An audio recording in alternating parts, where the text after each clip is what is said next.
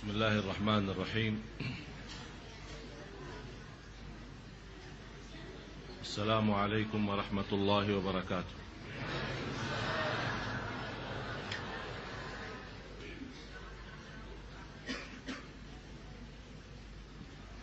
الحمد لله رب العالمين، وأشهد أن لا إله إلا الله وحده لا شريك له ولي الصالحين، وأشهد أن سيدنا ونبينا محمدا عبد الله ورسوله الصادق الأمين.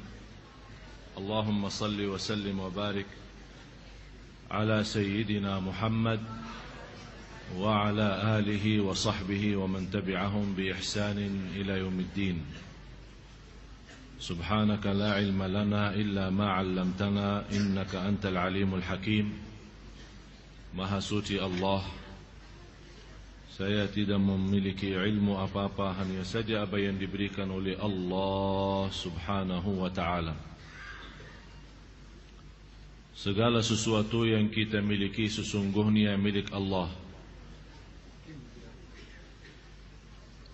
Oleh karena itu, jangan anda sedih atas kehilangan dan kekurangan sesuatu, karena semuanya dari Allah dan kembali kepada Allah subhanahu wa ta'ala.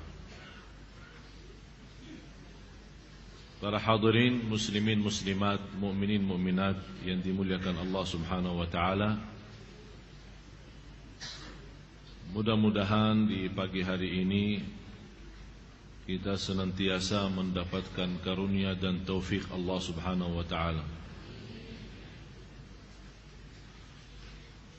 Sebagaimana bahasan kita yang telah saya janjikan, 10 kata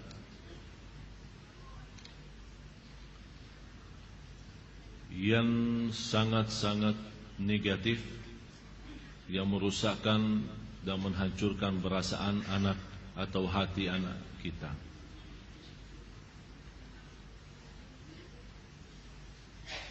Dalam Islam, kata baik itu dijadikan sedekah. Wala Rasulullah sallallahu alaihi wasallam bersabda di hadis yang sahih, "Man kana yu'minu billahi wal yawmil akhir falyaqul khairan aw liyasmut." Di riwayah aw liyaskut.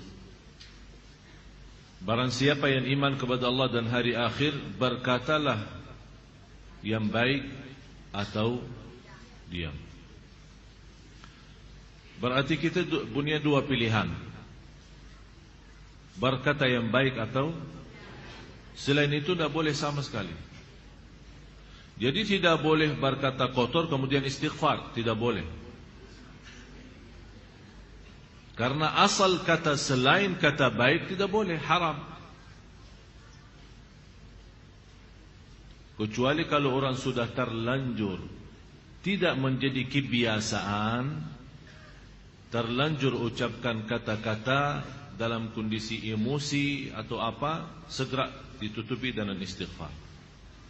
Tapi tanda iman seorang kepada Allah dan tanda iman seorang kepada hari kiamat, kepercayaannya kepada hari akhir, adalah dia sangat takut mengucapkan kata-kata yang akan dihisab oleh Allah nanti di hari kiamat.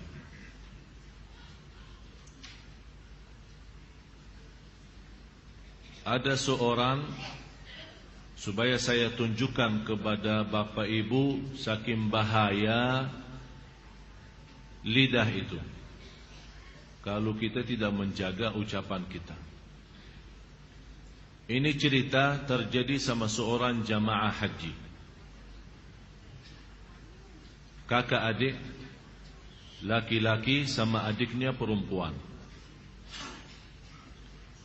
Yang laki-laki karena istrinya sedang hamil tidak sempat membawa istrinya naik haji.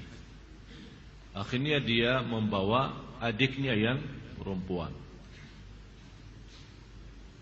Begitu dia menjalankan ibadah haji, tawaf, Safa Marwah dan ibadah-ibadah yang lain, Arafah, Muzdalifah, sampai terakhir ke lembar jamarat. Kan lembar jamarat kan 3 hari. 11, 12, 13. Kata si laki-laki ini kepada adiknya yang perempuan, ayo kita segera lembarkan hanya 11 sama 12. Artinya ta'jil, lebih cepat.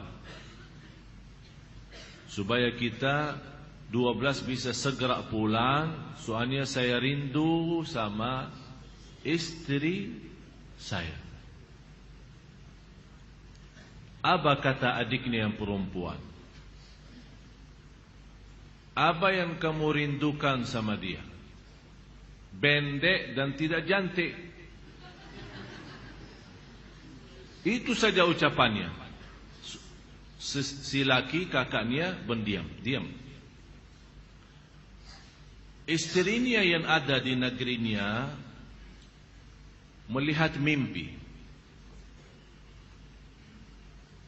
Melihat mimpi sedang dia berhaji. Dibawakan mimpi itu kepada seorang ulama yang mentafsirkan mimpi. Disampaikan ceritanya begini-begini, kata ulama itu, padahal perempuan ini mencerita, saya tidak naik haji tapi kok bisa mimpi. Suami saya aja yang berangkat. Apa beliau mentafsirkan? Jubatannya sama suami kamu, siapa yang menemani waktu haji? Dia bilang yang temanin adalah adiknya yang perempuan.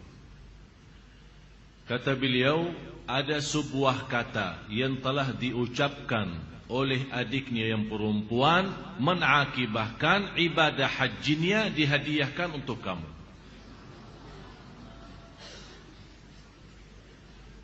Itu tafsir mimpinya. Berarti kata, apa yang kamu rindukan dia pendek, kemudian tidak ada cantiknya, menghapus ibadah hajinya, diambil sama istrinya. Si laki itu, laki-laki yang tidak sempat haji. Itu memberikan tanda bahaya. Dan saya sudah sampaikan, Allah sengaja menaruhkan lidahnya dalam mulut yang ada dua pintu, dua bibir dan gigi, biar tidak mudah keluar. Jadi kalau mau keluar lidahnya, angkat giginya, kemudian bibirnya, berarti proses kan?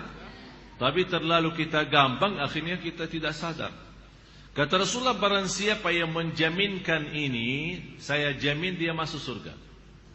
Biarpun Quran ibadah, biarpun Quran salat malam apa yang lain, masih banyak kekurangan, tapi kata Rasul ini, kamu jamin ini, saya jamin kamu masuk surga. Sadaqa Rasulullah.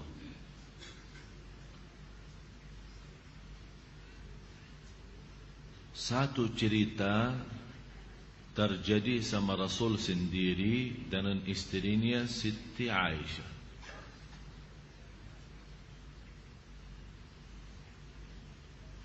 Pernah di antara istri-istri Rasul ada yang pendek. Jadi Siti Aisyah, ya wajar seorang wanita yang tercantik, yang paling mudah di antara istri Rasul, cemburu. Dan Rasul melihat Rasul memberikan perhatian, kata Siti Aisyah, apa yang kamu senangi sama wanita yang pendek ini? Sebuah kata, apa yang kamu senangi sama wanita yang pendek ini? Langsung Rasulullah marah. Dan Rasulullah berkata, wahai Aisyah, kamu telah mengucapkan satu kata. Kalau air laut itu semuanya yang ada di dunia manis, rasanya kayak rasa madu, dengan kata kamu ini akan menjadi asin. Jadi berubah rasa lautnya, sebabnya satu kata. Fantas kalau orang yang telah diberikan oleh Allah peringatan, ancaman, perhatian. Allah juga ancam orang yang berkata sebuah kata kotor tanpa dia sadari. La yulqi laha balan, kata Rasulullah. La yulqi laha balan artinya dia tidak memperhatikan, dia tidak peduli dengan ucapan itu, dia tidak pernah mau jaga. Akibat kata itu, kata Rasulullah, akan masuk neraka 70 tahun. Bapak Ibu, ini baru satu kata. Bagaimana kita yang setiap hari ribuan kata? Malah saya mendengar ada sekelompok orang yang duduk, buah-buahannya majlisnya bukan buah-buahan manis, malah berkata-kata kotor terhadap orang. Ini itu sana sini itu. Itu buah majlisnya, buah majlis, jajan majlisnya. Orang duduk silaturahim untuk mendapatkan ridha Allah. Sekelompok duduk di satu majlis, selama mereka menyebut nama Allah dan berzikir, tidak akan nyesal selama-lamanya dan akan mendapatkan balasan yang begitu luar biasa di hari kiamat. Beda sama orang yang berkumpul dengan kawan-kawannya, kerjaannya hanya urusan orang. Ustaz ini begini, ustaz itu begini, ini apa, ini itu, ini ibn urus begini. Bapak Ibu yang saya sayangi, jaga lidahnya. Sayang salat malam kita, sayang puasa Senin Kamis kita, puasa Nabi Daud kita, duha yang setiap hari kita. Jangan terlalu gampang kita menghadiahkan amal yang kita sudah capek untuk kita lakukan dan kita mohon diterima, dengan seenak-enak, mudah, gampang kita hadiahkan ke orang lain. Jangan, sayang sekali. Jadi saya mohon semua anda berfikir lebih bijaksana, lebih merasa malu. Kata Rasulullah sallallahu alaihi wasallam bertanya kepada sahabat, "Atadruna manil muflis?" Apakah kalian tahu siapa orang yang bangkrut? Siapa orang yang bangkrut? Kata sahabat, orang yang bangkrut ya Rasulullah adalah orang yang sudah tidak punya harta lagi. Dia berbisnis, kemudian rugi dalam bisnisnya, habis, hancur. Kata Rasul, bukan. Kalau kita bahasa kita bangkrut, orang yang sudah jatuh dalam dunia bisnis, sudah habis hartanya, tidak bisa berdiri lagi. Tapi kata Rasul, bukan yang itu. Kalau kerugian harta, gampang bisa diurus soal harta. Tapi kerugian yang besar, al-muflis man indahu minal a'mali salihati kal jibal. Memiliki amal salih sebesar gunung-gunung. Tinggi, banyak, sebesar gunung-gunung. Datang hari kiamat, Allah tunjukkan amal salihnya. Dia bangga dan senang saking banyaknya dan saking tingginya. Walakin syatama hadha. Tapi dia suka mencaci maki orang, gosip orang, fitnah orang, menzalimi orang. Allah menghapuskan semua amalannya dan di habis itu masuk neraka. Persis apa yang telah diceritakan oleh Rasul kepada Rasulullah SAW, seorang wanita tetangga masjid zaman Rasul. Ya Rasulullah, hadhihi imra'atun salihatun sawwamatun qawwamah. Ini wanita salihah, berpuasa dan salat malam, tidak pernah berhenti. Tapi ya Rasulullah punya satu masalah, tetangganya tidak selamat dari ucapannya. Lidahnya terlalu kejam sama tetangganya. Kata Rasulullah, dia masuk neraka. Puasanya, qiyamul lailnya, sawwamah, qawwamah. Dalam bahasa Arab, kalau berkata sawwamah, banyak puasa. Qawwamah, banyak qiyamul lail. Bukan sebentar. Qawwamah, saking sering qiyamul lail, saking sering berpuasa, diberikan kata dalam bahasa Arab yang tertinggi, sawwamah, qawwamah. Tapi punya masalah lidah.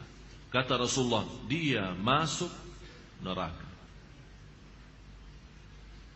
Itulah saking penaruhnya kata negatif. Dan di samping itu kata positifnya sangat berguna, bermanfaat. Islam itu seimbang. Ada bahaya, ada juga baik. Ada positif, ada juga negatif.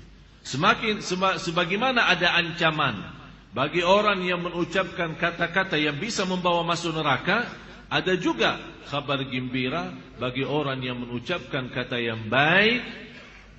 Allah akan jadikan sedekah jariyah. Wal kalimatu thayyibatu sedekah. Perkataan yang baik itu sedekah.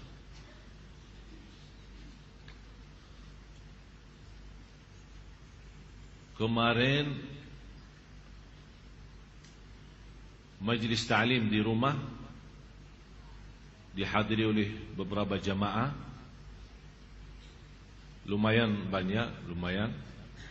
Waktu itu kita bahas di rumah menhayati surat Az-Zalzalah. Menhayati surat Az-Zalzalah. Dan saya menggambarkan kepada jamaah yang datang ke rumah apa itu hari kiamat.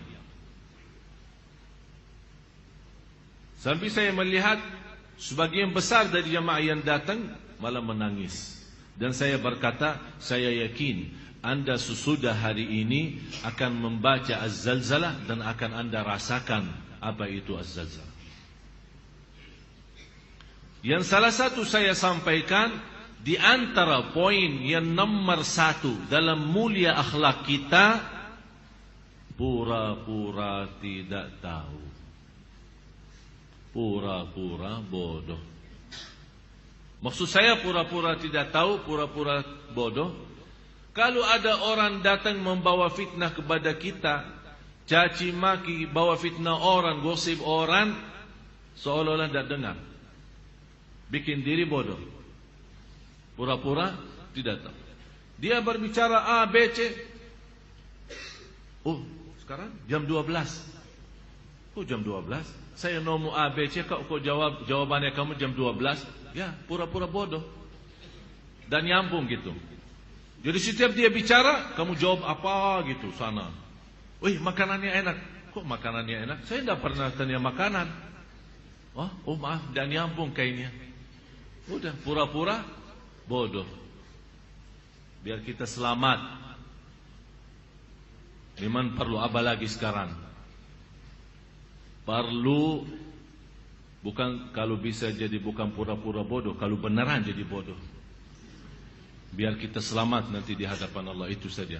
Biar orang berkata kita bodoh, tapi lebih baik Allah ridha daripada dirusakkan amalan ibadah kita oleh orang-orang lain. Oleh karena itu, dalam kesempatan ini saya membawakan 10 kata.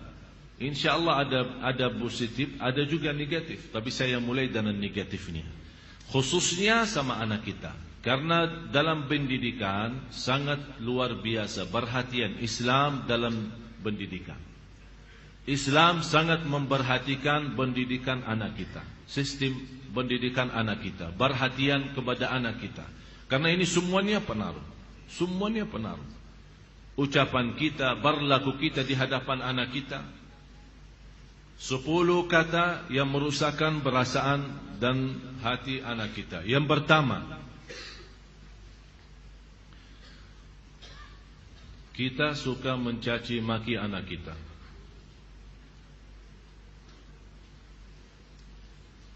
Ini sebuah bahaya,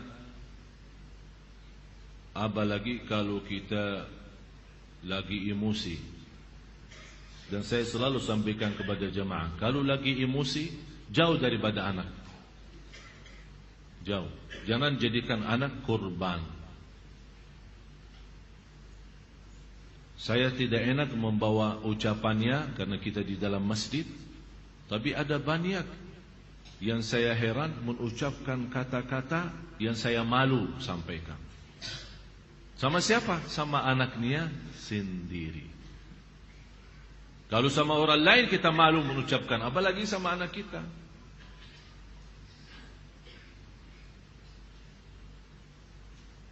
Jadi salah satu Kata yang pertama dari 10 adalah caci maki. Yang kedua, kita menghina anak kita. Bagaimana menghina anak kita? Ya di depan kawan-kawannya.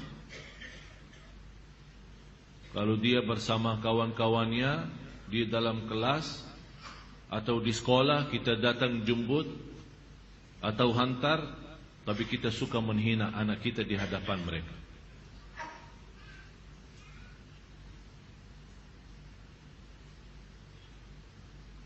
Malah ada yang pernah berkata, saking menghina anaknya, saya heran bagaimana bisa punya anak seperti kamu. Apalagi di depan orang, di depan kawan-kawannya. Bisa di saat itu anak kita tidak nangis, tapi sudah mati rasa. Sudah mati rasa. Akhirnya menjadi hati kecil. Susah kita bina untuk menjadi anak saleh salihah karena kita sudah hancur duluan. Sudah kita hancurkan duluan. Itu yang saya selalu sampaikan.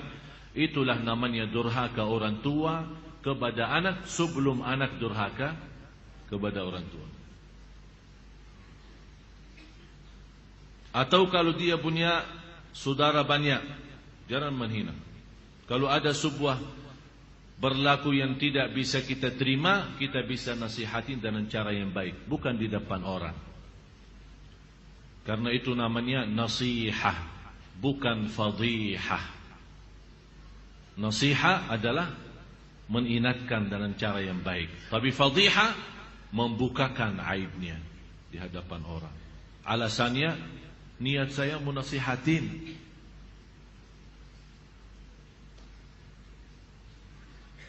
Yang ketiga, selalu kita suka membawa bandingannya dia sama orang lain. Ini lihat, abang kamu jauh lebih pintar. Ini lihat, anak itu luar biasa. Kamu tidak bisa seperti mereka. Itu tidak bahaya itu.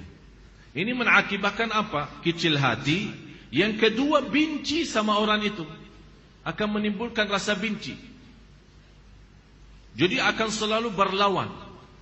Di mana ketemu kalau diajak main tidak mau sama. Karena kenapa? Karena kita selalu bandingkan ini A sama B.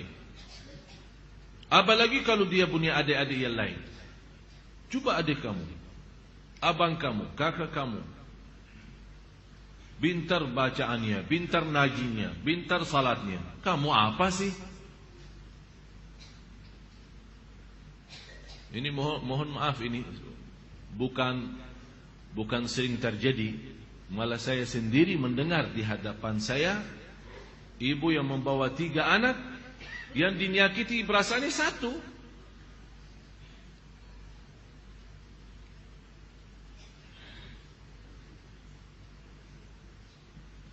Bahaya lidah itu. Bahaya. Jadi jangan kita membandingkan anak sama orang lain. Mohon maaf, kita yang dewasa aja, kalau ada orang membandingkan kita sama orang lain, kita tersinggung. Apalagi anak kita. Kita ada yang dewasa yang sudah faham, mengerti, bisa mengerti maksudnya orang, bisa mengerti tujuannya orang, kita bisa tersinggung. Apalagi anak kita. Yang keempat, cinta dengan syarat. Aku cinta kamu, tapi syaratnya begini. Jadi seolah-olah kita tunjukkan kepada anak kita, kalau ibu tidak sayang begini aja, ikhlas dan sayang. Tidak cinta ikhlas. Tapi cinta kalau kamu salat. Aku cinta kalau kamu ngaji. Aku cinta kalau kamu diam. Aku cinta kalau kamu tidak nonton TV. Berarti itu namanya cinta dengan syarat-syaratnya. Kalau mau cinta ya cinta, tidak usah pakai syarat. Tidak usah pakai syarat-syaratan. Ini anak kita. Mau cinta ya cinta. Cinta yang normal, kasih sayang, yang wajar dan yang wajib bagi kita sebagai orang tua, memberikan kasih sayang dan rasa cinta kepada anak kita. Kalau kita yang tidak menunjukkan rasa cinta kepada anak kita, dia akan lama-lama melarikan diri kepada orang lain. Memang mohon maaf Bapak Ibu, bisa anak kita karena dia kecil tidak mengerti menyampaikan perasaannya, tapi dia mampu menyampaikan perasaannya dari hal berlakunya. Begitu dia melihat seorang yang memberikan perhatian dan kasih sayang, biarpun orang itu bukan keluarganya, orang jauh, begitu dia ketemu orangnya, dia malah lari, belok orang itu. Sepertinya kehilangan rasa sayang di rumahnya. Dan banyak saya perhatiin anak-anak yang datang kepada saya begitu melihat anaknya sambil peluk dan cium saya bilang dalam hati saya, kasihan, kehilangan rasa cinta dan sayang dalam rumahnya. Yang kelima, kita menyampaikan kepada anak kita info atau informasi yang salah. Maksudnya apa informasi yang salah? Laki-laki tidak boleh nangis. Siapa yang bilang? Bapak-bapak nangis enggak? Nangis kan? Berarti salah kita berkata sama anak kita, kalau laki-laki tidak boleh nangis. Siapa yang bilang? Biarin dia nangis. Kalau dia nangis, ayo nangis lagi sayang. Bukan laki-laki tidak boleh nangis. Itu membuat apa? Mengakibatkan sakit jiwa. Karena setiap dia mau nangis, dia bertahan. Alasannya informasi yang salah, laki-laki tidak boleh nangis. Akhirnya dia tahan-tahan, menjadi beban, lama-lama sakit jiwa. Betul, ini betul. Jangan dianggap, tidak terlalu. Terlalu.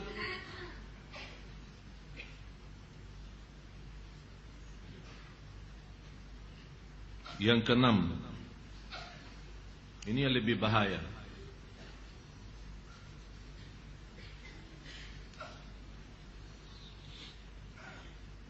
Kita selalu memberikan ancaman. Ayo makan habisin. Kalau tidak datang hantu.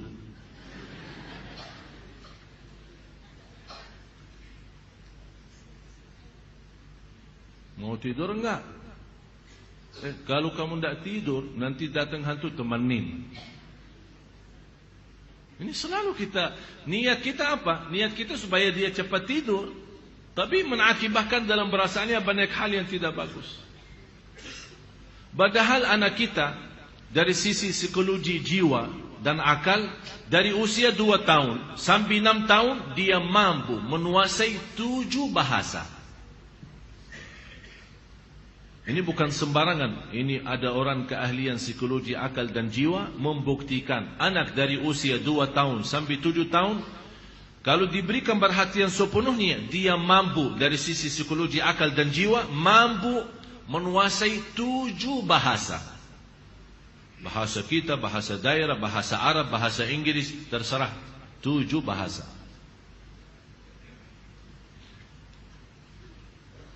Tapi kenapa kita sia-siakan kesempatan ini yang masih luar biasa? Kenapa kita siakan? Yang ketujuh, kita selalu melarang anak kita berlaku sesuatu tapi tanpa sebab. Artinya tanpa menjelaskan kenapa. Tak boleh ini.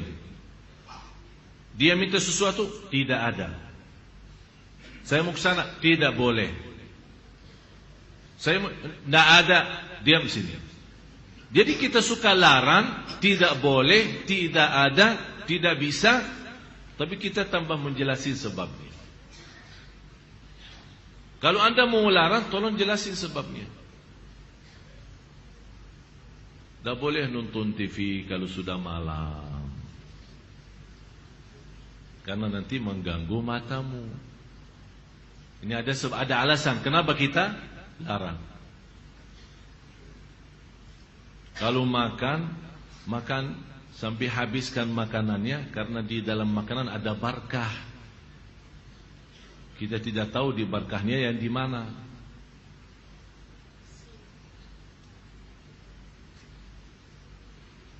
Jangan nonton TV. Ayo sana. Tidur. Ibunya megang remote. Teng, teng, teng.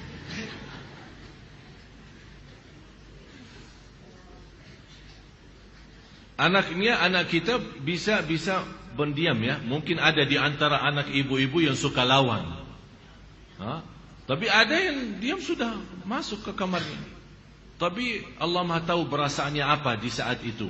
Dilarang nonton TV, malah ibunya enak-enak nonton TV.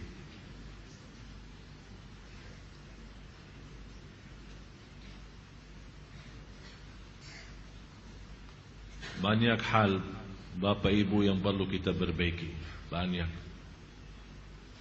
Kalau kita memang ingin bukan hanya doa mengharapkan anak saleh salihah, tapi ada contoh baik, ucapan yang baik. Yang ke-8,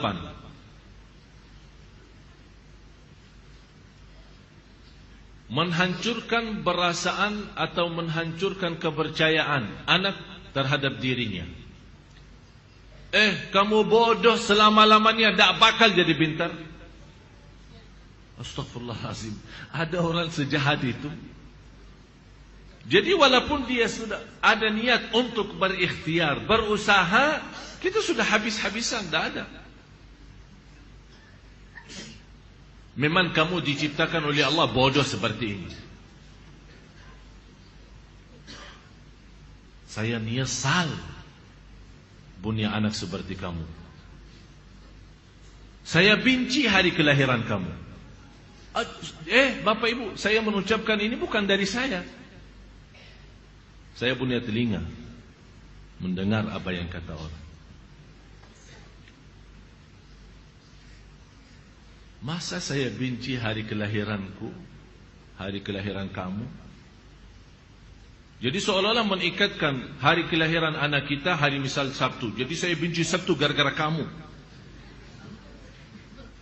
Ya Allah, ini sudah betul-betul menghancurkan total anak kita.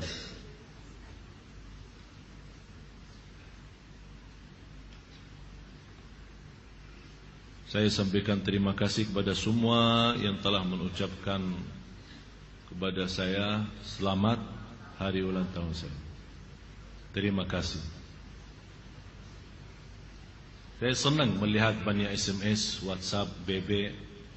Malah ada yang email dari Brunei, dari Malaysia. Malah ada yang juga dari Arab.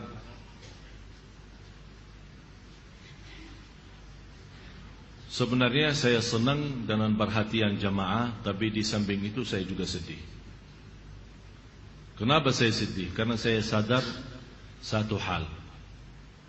Tak ada di antara jamaah yang semua alhamdulillah mendoakan panjang umur, sihat wal afiat dan yang lain-lain, tapi tak ada yang mengingatkan, ingat Ustaz, mendekat mati.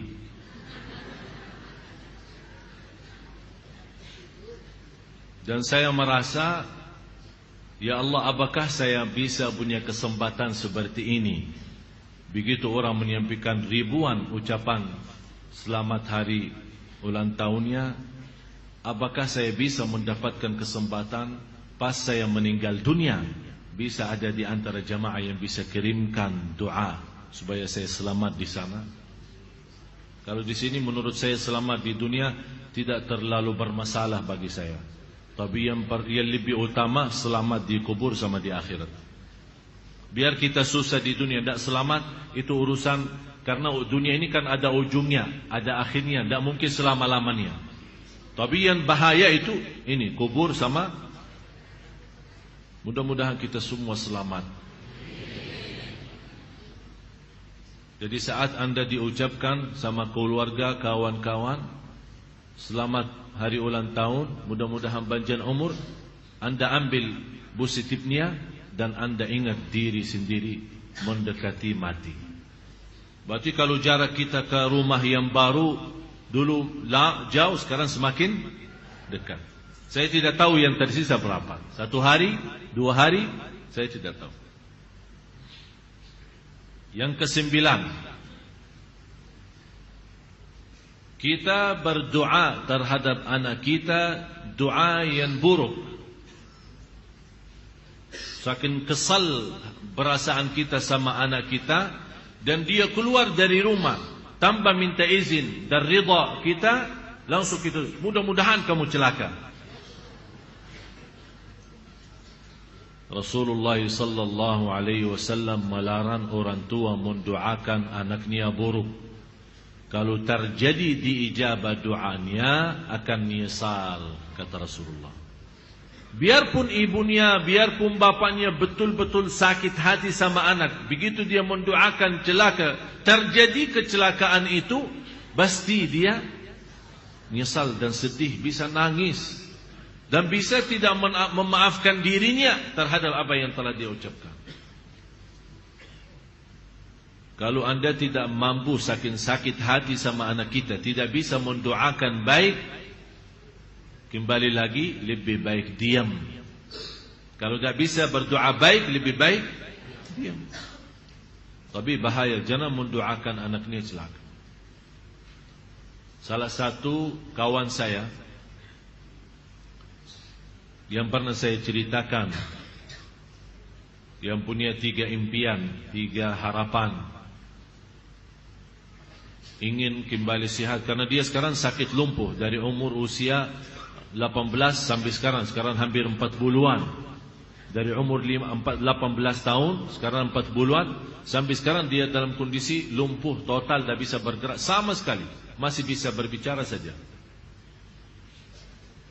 Di antara harapan beliau, sebagaimana saya pernah jelaskan, ingin kembali sehat walafiat supaya bisa megang Al-Quran, ingin kembali sehat walafiat supaya bisa nikmati sujud, ingin kembali sehat walafiat supaya bisa memeluk orang tua dan mencium orang tua.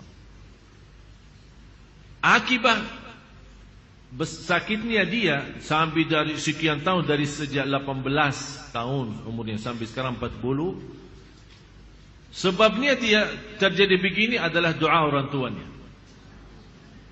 Karena dia pernah pulang tidak ke sekolah, orang tuanya tanya, kamu sudah sekolah hari ini enggak? Setahu saya sudah antar ke sekolah, tapi saya dapat informasi kamu tidak masuk, malah kamu larikan diri sama kawan-kawan kemana. Kata anaknya, bohong yang bawa fitnah itu.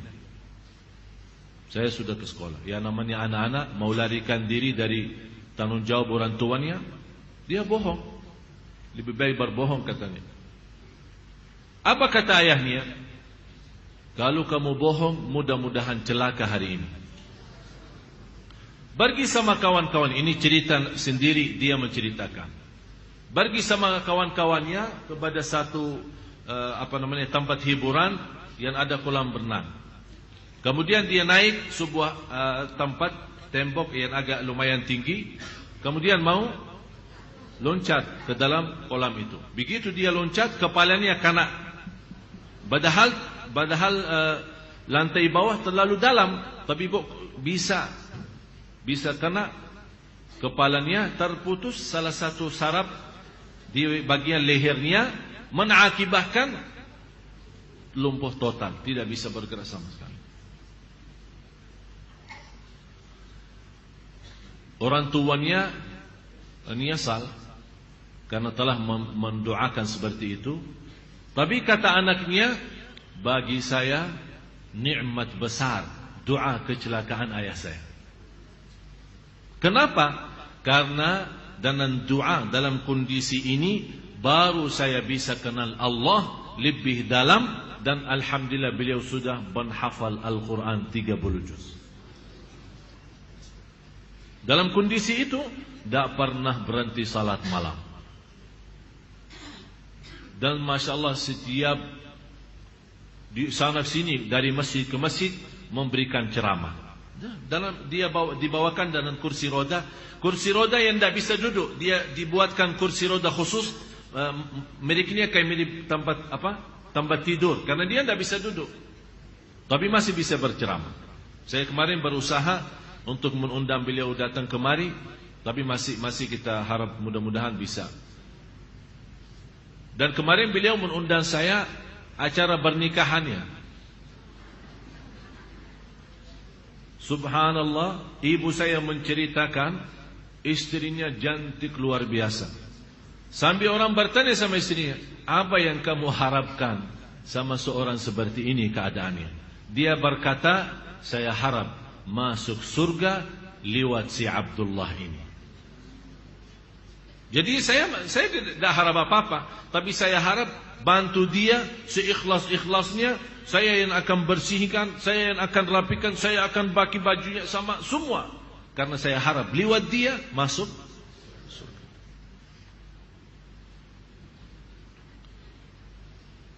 Yang terakhir 10 kata. Yang ke-10, kita suka membongkar dan membuka aib anak kita di hadapan orang lain.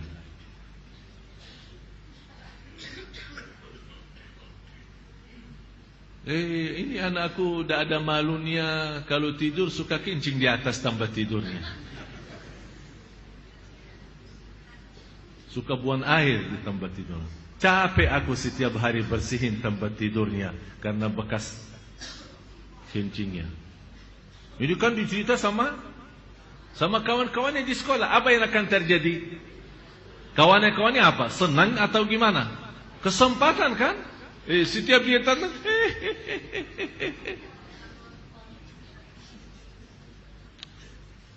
Astaghfirullahaladzim. Kita istighfar. Sudah faham 10 kata itu? Kira-kira yang membawa 10 kata ini, yang sudah terlanjur, yang telah dilakukan, sedikit atau semuanya atau separuhnya atau satu-satunya, angkat tangan.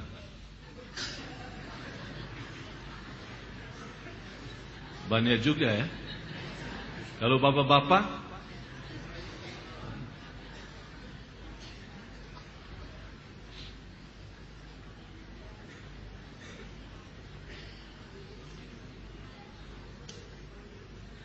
saya punya anak, sejak dia kecil saya suka panggil Syekh Hasan. Dan saya menceritakan siapa itu Syekh Hasan. Syekh Hasan seorang ulama dari Mesir. Jadi selalu saya membawa Syekh Hasan itu, saya gambarkan ulama itu yang dari Mesir. Jadi selalu terbayang, begitu saya menyampaikan hal itu, dia selalu terbayang Syekh Hasan ulama besar. Pernah saya, karena dalam kondisi Bapak Ibu sudah mengerti keadaan saya, sibuk, jarang ketemu. Jadi pernah saya hampir 8 bulan saya tidak ketemu. Begitu saya pulang, saya bawa. Ya biasa kalau orang tua lama tinggalin anak, ya bawa jalan-jalan. Begitu saya mengajak dia main, dia tidak berani. Padahal setahu saya dia orang berani. Ayo main. Sampai dia mengucapkan, bukan mengucapkan, hanya menggerakkan kepala, tidak mau. Saya berusaha merayu dia, dia berkata apa? Hasan bodoh. Astagfirullah, saya kaget. Emang yang bilang bodoh siapa? Mama.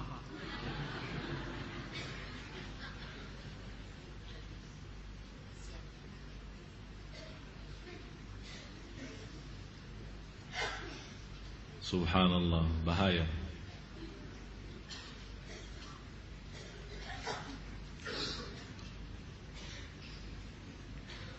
Sepuluh kata yang positif yang menanamkan kepercayaan dan rasa bangga diri sama anak kita.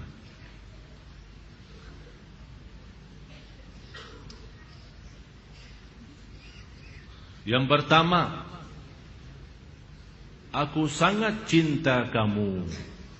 Angkatlah kepalamu, kamu anak saya. Faham bahasanya?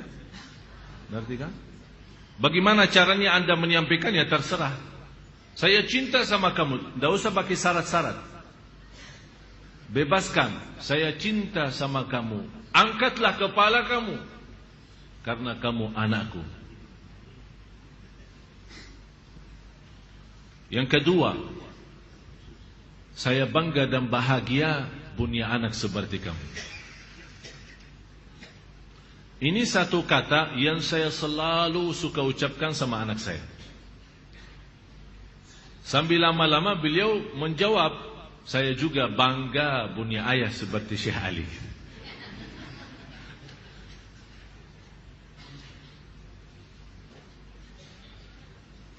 Atau bisa istilah lain, bahasa lain, lewat pertanyaan. Kamu bangga punya mama ya? Seperti saya ya? Ya, aku juga bangga sayang punya anak seperti kamu. Rasulullah sallallahu alaihi wasallam saking cinta sama anaknya, apalagi Siti Fatimah radhiyallahu anha. Begitu Siti Fatimah habis main sama anak-anak kemudian pulang, Rasul lagi duduk di rumah sama istrinya. Begitu Siti Fatimah masuk dari pintu rumah, Rasul tidak pernah panggil, ayo sini sayang. Tapi Rasul sendiri berdiri dan lari Rasul di hadap anaknya dan memegang dan memeluk anaknya.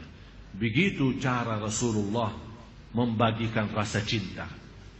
Jadi bukan suruh, sini sayangku, tidak. Tapi Rasul sendiri yang datangi kepada dia dan memeluk dia. Rasul SAW suka kebiasaan. Ada orang bertanya sama saya perhatiin Syekh kalau lihat anak-anak suka, anak-anak cium tangan Syekh, kok Syekh suka balas mencium tangannya? Kenapa? Biasanya kami merasa kurang fantas.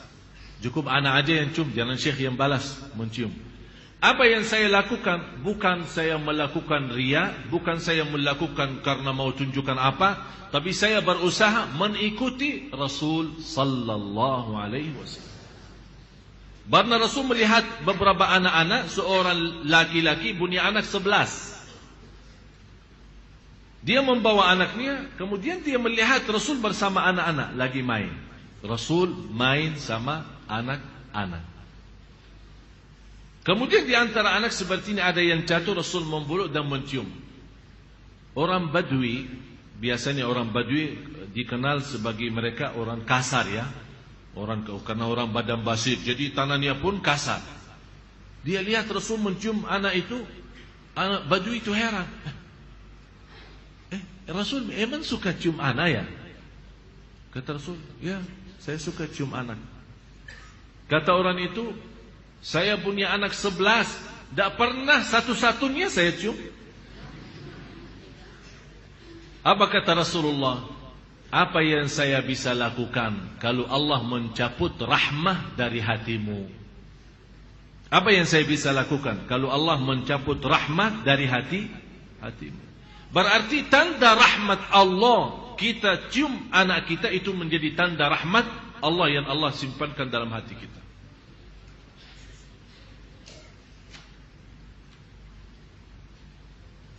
Salah satu pemain Rasul SAW sama anak, apalagi anak-anak kecil, Rasul memegang tangannya dan menyuruh anak berangkat atau berjalan dengan kakinya di atas kaki Rasul sampai ke ujung dadahnya. Bisa gambarkan? Jadi Rasul memegang tangan anak, kemudian disuruh naik jalan sampai kakinya di dadahnya Rasul. Dan Rasul mencium anak itu dengan mulutnya Rasul langsung ke mulut anak itu. Ada seorang dokter dari Kanada, ahli jiwa, berkata, dia belum tahu hadis ini, dia belum tahu Rasul suka begini. Dia berkata, salah satu cara mencerdaskan anak kita dan menanamkan kepercayaan saat kita bersenang berhiburan sama dia, coba bawa cara ini, megang tangannya. Tapi yang jarang-jarang yang umur 13 tidak bisa. Ya yang kecil lah, yang masih 2 tahun, 1 tahun setengah, ya 3 tahun lah masih. Dan tergantung anak kita. Kalau yang besar badannya malah bisa kita angkat. Jadi sambil megang tangannya, kemudian dia naik di atas badan kita sambil berdiri, kemudian mencium bibirnya langsung. Kata seorang dokter dari Kanada itu, ini salah satu cara yang membantu cerdaskan otak anak kita dan memberikan kepercayaan diri yang luar biasa. Ditegur sama seorang ulama, hal ini sudah dikasih tahu oleh Rasul dan Rasul sudah berlaku. Dia bilang, mana buktinya? Dibawakan hadisnya, dia belajari, sebab hadis itu dia masuk Islam. Tak ada yang lebih romantis daripada Rasul. Sama istrinya paling romantis, sama anaknya yang paling kasih sayang. Bukan hanya anaknya sendiri, malah sama anak orang lain. Begitu luar biasa Rasul kasih sayang. Yang ketiga, kita puji anak kita dan tunjukkan kecerdasannya. Kamu cerdas sekali, kamu pintar. Biar kita merasa habis pulang dari sekolah, barangkali nilainya belum sesuai yang kita harapkan, nilainya agak kurang, kita sampaikan, kamu sebenarnya pintar, tapi dalam kesempatan ini barangkali belum sampai, tapi insya-Allah di semester yang akan datang, kelas yang kedua, insya-Allah akan lebih baik, karena saya tahu kamu pintar. Jadi tanamkan kepercayaan. Jangan kita nilainya cuma segini, pusing, stres, aku capek, bawakan guru, ini biaya.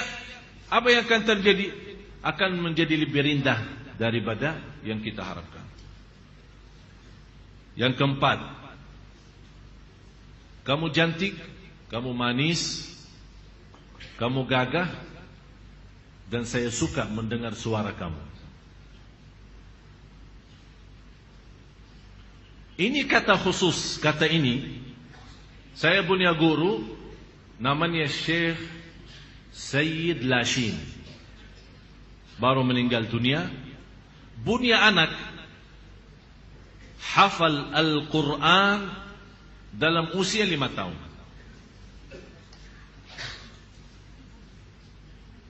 Tapi kalau ditanya bagaimana, dia bilang, saya selalu menanamkan di hati anak saya indah suaranya. Jadi setiap dia duduk sama ayahnya belajar ngaji Al-Quran, dia setel kaset. Dia bawakan tip kecil, terus setel kaset. Begitu selesai, dia serahkan kaset itu kepada anaknya untuk dia dengar sendiri. Anak itu sebagai anak kecil penasaran, sesuatu yang baru bagi dia, sesuatu yang aneh, tapi dia merasa ini suara saya dan itu indah luar biasa, sebagaimana kata ayah saya. Disitulah mulai dia menikmati baca, menikmati mendengar Al-Quran. Lama-lama tertanam rasa cinta Al-Quran. 5 tahun, dalam usia 5 tahun hafal 30 juz. Yang kelima, kamu seorang dengan kehadiran kamu di dalam keluarga ini menambah banyak kebahagiaan. Dengan kehadiran kamu dalam keluarga kami ini, kamu menambah banyak kebahagiaan. Artinya kita tunjukkan berguna, ini berguna bagi kita sebagai keluarga, berguna bagi kita sebagai keluarga. Jangan kita berkata, kita merasa malah beban ada kamu di sini.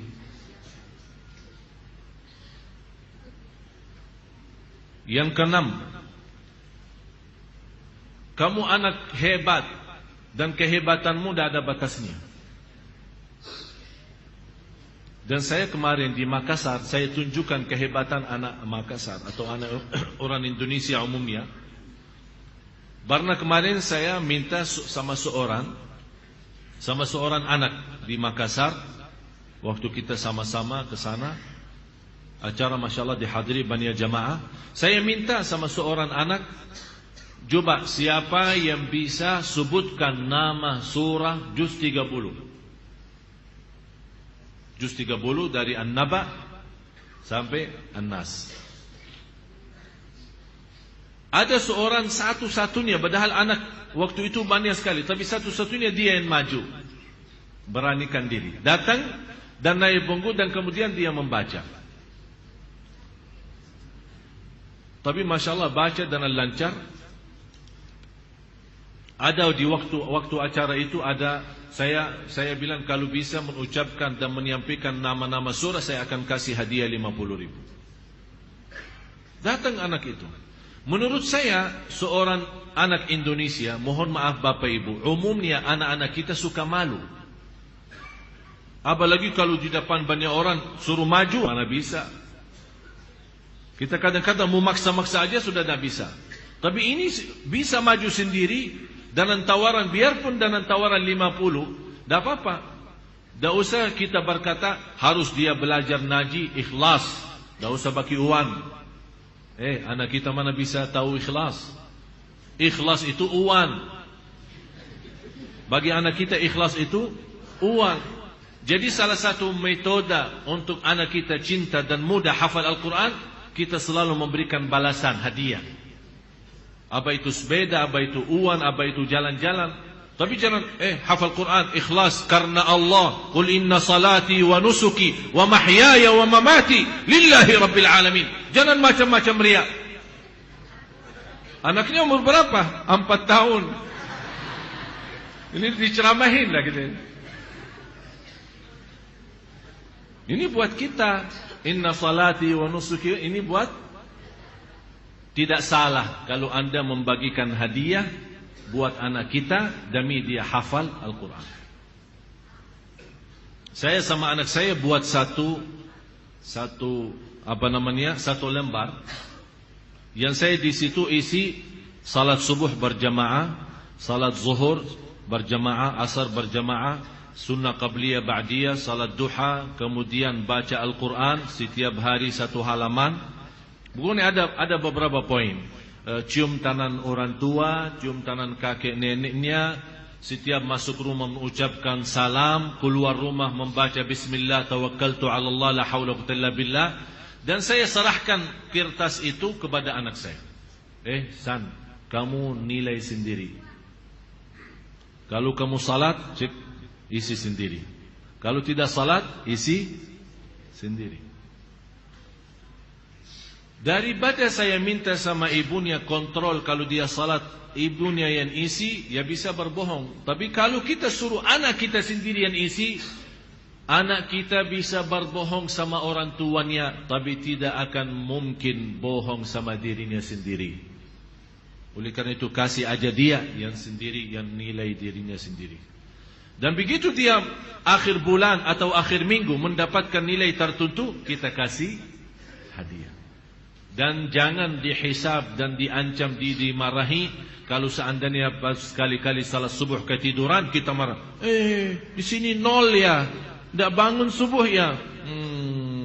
Memang bikin capek aja. Jangan dia. Kalau dia melihat, kali ini tidak salat subuh, insya Allah besok salat subuh. Kasih dia harapan, ikhtiar, supaya dia mau bekerja amal salih dengan sendiri, bukan dengan perintah atau maksa.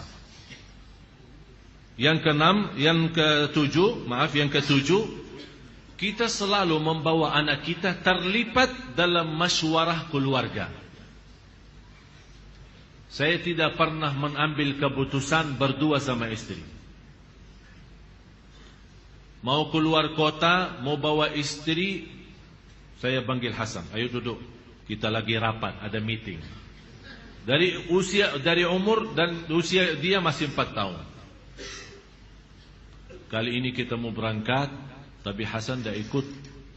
Bagaimana pendapat Hasan? Mau diam sama neneknya atau mau ikut? Ya kalau boleh ikut ya boleh. Kalau tidak boleh tidak apa-apa. Jadi kalau tidak ikut tidak apa-apa ya. Betul. Emang biasa ditinggalin terus. Selalu saya lipatkan dia dalam masywarah. Mau pindah rumah, termasuk sekarang usianya 11 tahun, tapi dia yang urus bayar listrik sama orang rumah. Dia pergi, dia yang bayar listrik, dia yang belanja di kalau mau ke mall atau beli roti atau makanan atau buah, dia sendiri ke sana, dia yang nawar, dia yang bayar, dia menghitung sisanya, dia sendiri. Kalau saya mau datang, saya begitu telepon, saya pertama sebelum telepon istri, telepon ke anak. Ayah mau datang ke Lombok. Sendiri, begitu saya bicara sama ibunya, dia keluar rumah. Kemana Hasan? Tidak tahu, keluar. Apa yang dia lakukan? Langsung panggil orang rumah, naik motor, karena dia tidak bisa bawa motor.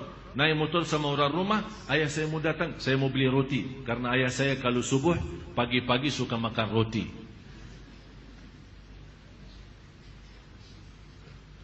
Jadi inilah namanya melipatkan dia dalam masyarakat keluarga. Jangan kita, dia kecil mau apa pendapatnya. Jangan, kemarin Profesor Nasruddin Umar berkata, biarpun anak kita masih belum menjadi dewasa dan faham, tapi jangan main-main, anak itu bisa menjadi salah satu waliullah dan doanya diijabah oleh Allah. Bagaimana kita minta sama orang salih dan sama yang tua mendoakan, boleh kita juga minta sama anak kita mendoakan. Yang kedelapan, kita senantiasa memuji dia di hadapan kawan-kawannya. Tapi saat kita puji, jangan berlebih-lebihan. Artinya, jangan berkata sama kawan-kawannya hal-hal yang tidak pernah terjadi. Anak saya suka ngaji Al-Quran setiap hari 10 juz. Ini depan kawannya. Nanti anak kita 10 juz. Boleh kita puji, tapi dalam hal yang dia lakukan, supaya dia tertanam lebih banyak lagi. Tapi jangan kita puji dia, tapi hal-hal yang berlebih-lebihan atau yang tidak pernah dia lakukan. Yang kesembilan, kita mendoakan dia sambil angkat tangan. Tapi doanya boleh anda saat sendirian salat, di sujud, di luar salat kita doakan. Tapi ada sekali-kali kita lagi naik mobil, kita berdoa sambil naikkan suara, anak kita mendengar, tapi tambah kita pandangan kita ke dia. Jangan. Kita tetap kita fokus seolah-olah kita tidak perhatiin ke dia. Tapi kita mendoakan, ya Allah, anakku insyaAllah jadi hafal Quran, anakku sehat, dia mendengar bisikan doa kita. Tidak usah bilang, ayo kamu amin, amin. Udah biarin aja. Seolah-olah kita lagi sendirian. Tapi sengaja kita keraskan suara kita. Apalagi pas kita bawa mobil kemudian turun hujan, kita langsung, ya Allah turun hujan. Setahu saya kalau turun hujan doa makbul. Ya Allah lindungi anakku, ya Allah bahagiakan, ya Allah. Jadi hafal. Dia mendengar suara. Kamu amin enggak? Dah usah. Kok kamu amin enggak? Maksa-maksa amin. Kita doa aja ikhlas, dah usah kita perintah dia mengucapkan amin. Yang terakhir, aku percaya sama kamu karena kamu orang jujur, tidak suka bohong. Ini kata jauh lebih baik daripada jangan kamu bohong. Jangan kamu bohong. Lebih baik anda berkata,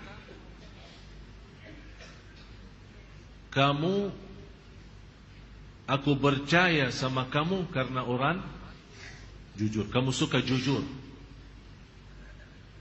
Oleh karena itu saya percaya sama kamu. Dan saya tahu kamu tidak suka bohong. Tapi jangan melarang dia berbohong.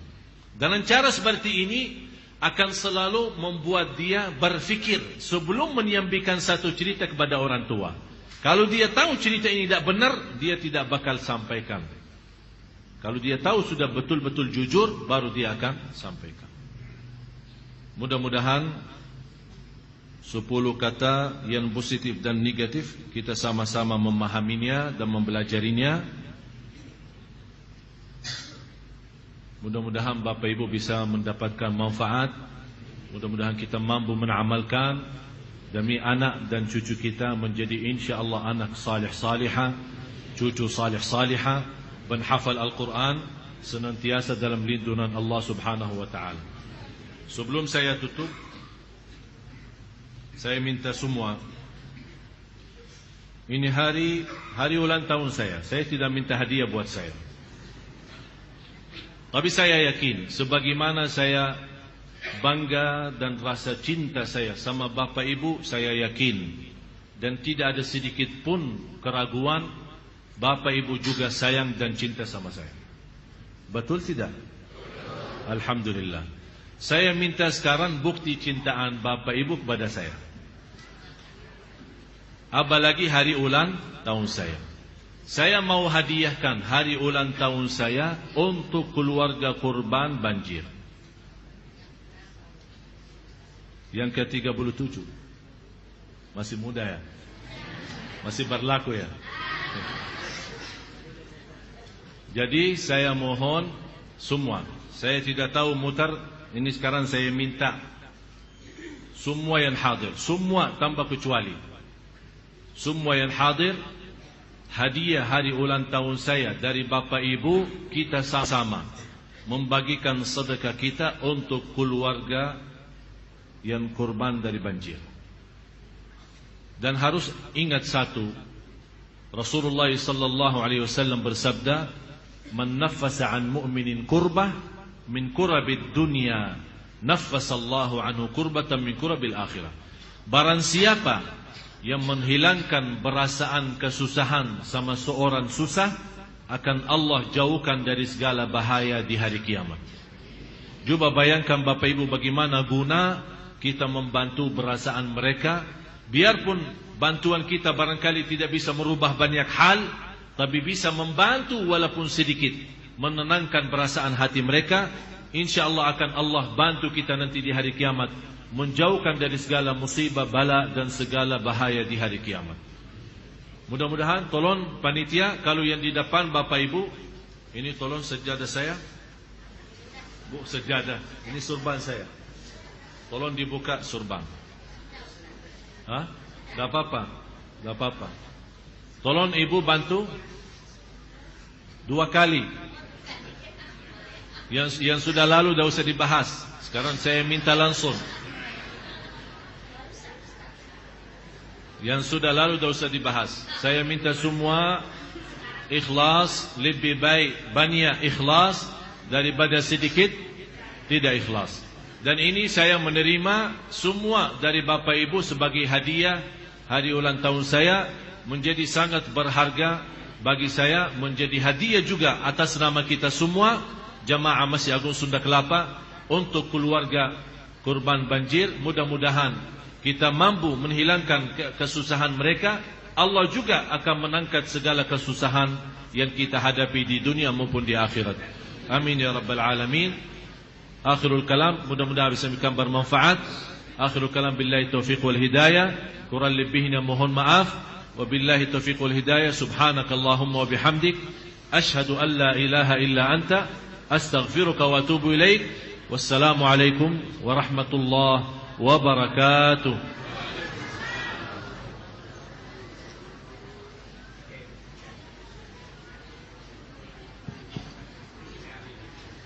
Demikian jamaah yang Allah, telah tadi sama-sama kita mendengarkan tausiah yang sungguh luar biasa.